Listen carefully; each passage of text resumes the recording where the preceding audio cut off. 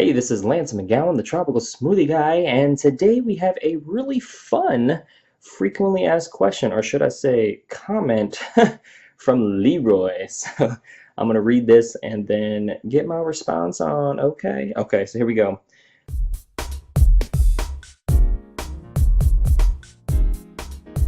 Leroy says, as a person who holds a degree in agricultural genetics, oh snap, I find your article irresponsible and misleading. GMO food does not contain toxic chemicals or pesticides unless it is sprayed on by the grower.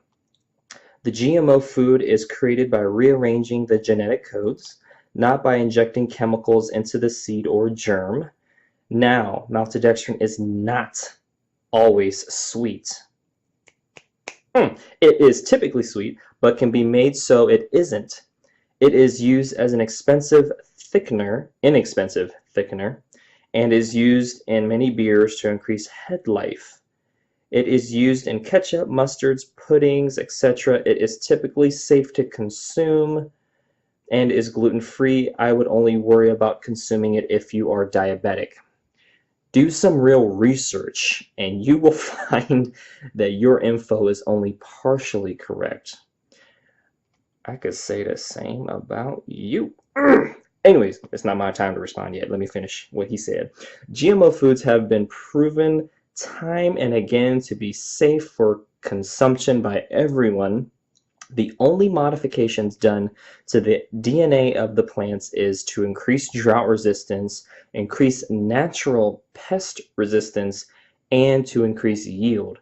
Nothing is spooky there. In fact, over 90% of all corn is GMO, and it is nearly impossible to find corn that isn't. Leroy. Well, Leroy, let me get my response prepared for you.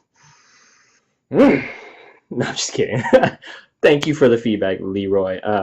That's I do want to start with the statements that are true because that is going to be important. Okay, so yes, maltodextrin is in a ton of products. It's gluten-free. Over 90% of corn is GMO. Yep, totally true.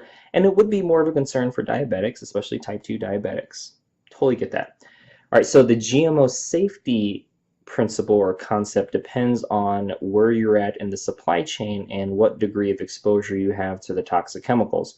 Because you said basically they don't have toxic chemicals unless they're sprayed, which yes and no. I mean, corn is pesticide producing, so it produces a Bt toxin that can make caterpillars' stomachs explode, so it's already built in. And then you got Pioneer, which is a Monsanto product for seeds.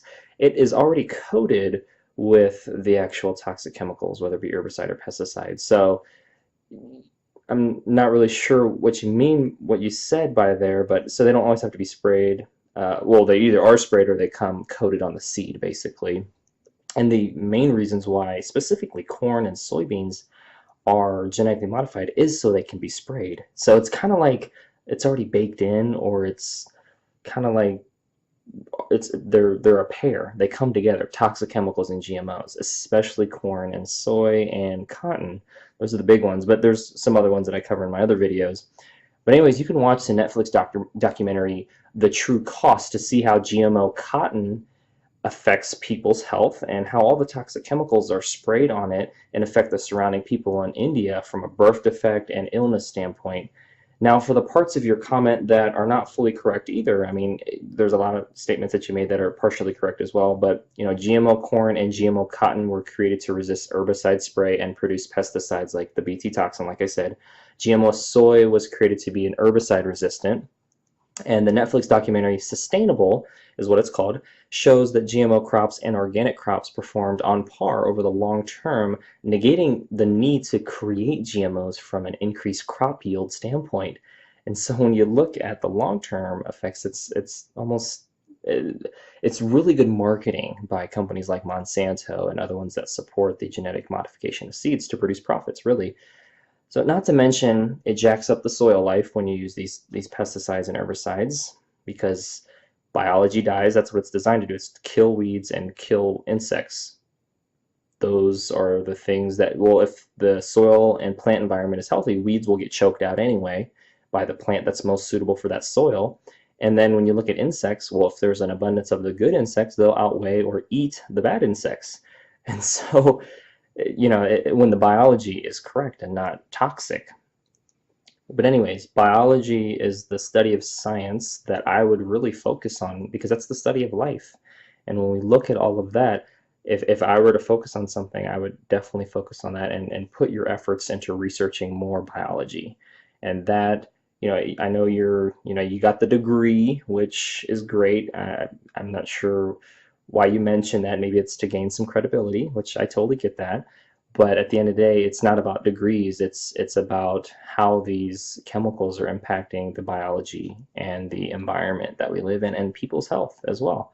And so that is my response. And yeah, I appreciate your comments as well, and look forward to hearing more comments from people as well. Well, that concludes today's video. Thank you so much for watching. Make sure to click the subscribe button so you can watch more videos like this one, or you can click one of the links in the description box below to continue to get your learn on.